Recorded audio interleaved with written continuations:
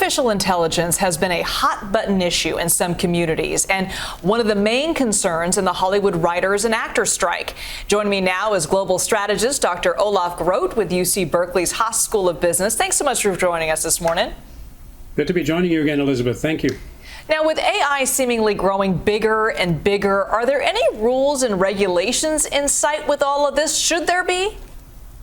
Yeah, look, just as we're seeing all this great potential with ChatGPT and related large language models, the bucket of generative AI, we are actually taking some missteps, right? And frankly, this is actually a bit of tech debt or data debt that we're seeing raise its ugly head here. And that is, who has the intellectual property rights, who has the copyright to all of that data that is now being used both to train models as well as to actually generate value, right? And the current fights down in LA between the Screen Actors Guild and other unions and the studios are a great example of that. Who has control over, digital instantiations of actors and extras and things like that? Whose ownership, who owns that IP, who owns the rights to that? And that is a big, big question we need to tackle.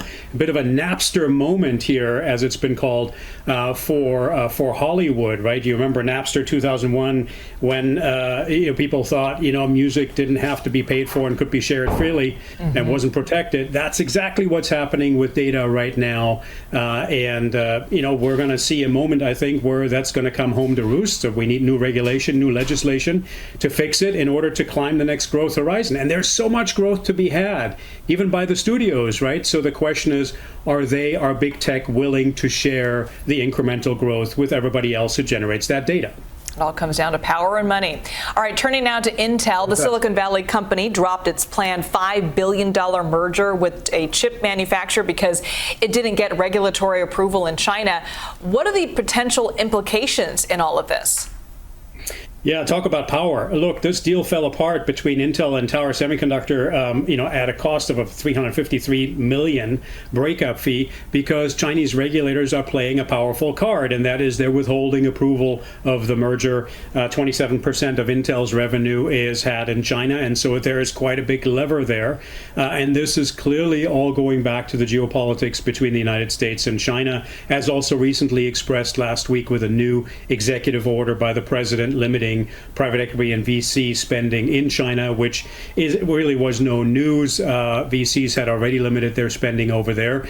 But we as executives now need to understand that certain parts of our supply chains can no longer be situated in China, or that we have to find other contingency parts elsewhere in the world that can deliver those, and really narrowly assess what's our exposure in China and how much of our business do we want dependent on that geopolitical force. Look, nobody is saying everybody needs to leave China. That's not possible. It's not desirable. A total decoupling doesn't make sense. Even the U.S. administration has said this.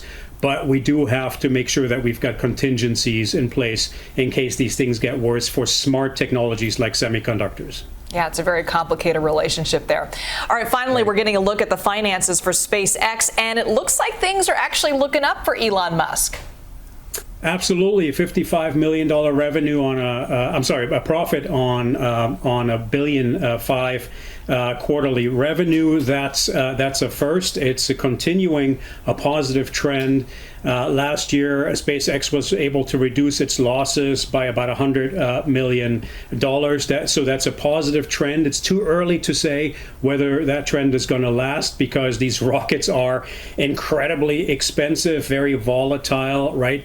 Some of the rockets that they're building, like the Starship, 120 meter tall, 150 ton payload. We haven't launched a rocket this big and this complicated since the 1970s. And so there's a steep learning curve there and a lot of continuing technological uncertainties. But Elon Musk and the team at SpaceX are learning fast. They're also being aided by revenue and by a profit that's supposed to be turned at Starlink, which is, under the SpaceX umbrella and is, like I said, turning profitable allegedly this year. So things are looking up for SpaceX, and the huge potential here is that it'll democratize, as it were, it'll break open the space industry with a lot more growth set forth for a lot of parties countries around the world, but specifically California businesses. So keep watching this space. Yeah, it's fascinating to watch. All right, before you go, I've got to ask you about the driverless cars in San Francisco. It seems like it's full steam ahead for these companies. They want to start charging customers. They want to put more cars out on the roads, but they've had all these hiccups with, stalling traffic and holding up emergency vehicles.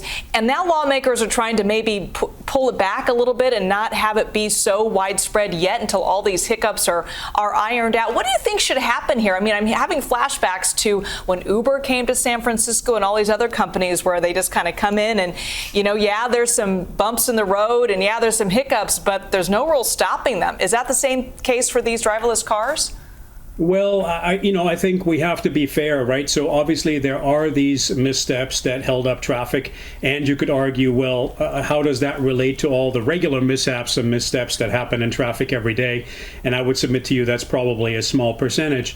But nonetheless, this is to be taken seriously. There are still some technological issues. The number of what's called edge cases in AI in traffic, meaning the unpredictable, statistically very small occurrences that are also very critical in traffic in inner cities, that is still a big problem for some of these companies, not all of them.